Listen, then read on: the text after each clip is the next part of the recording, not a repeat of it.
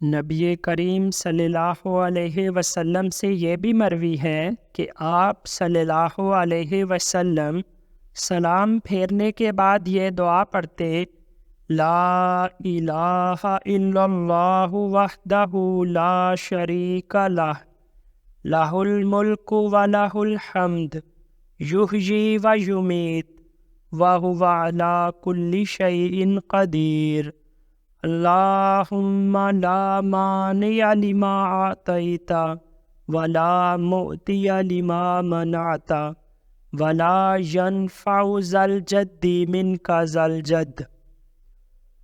اللہ کے سوا کوئی معبود نہیں، وہ تنہا ہے، اس کا کوئی شریک نہیں، بادشاہت اسی کے لیے ہے اور تمام تعریفیں اسی کے لیے ہیں۔ وہی زندگی اور موت دیتا ہے، وہ ہر چیز پر قادر ہے۔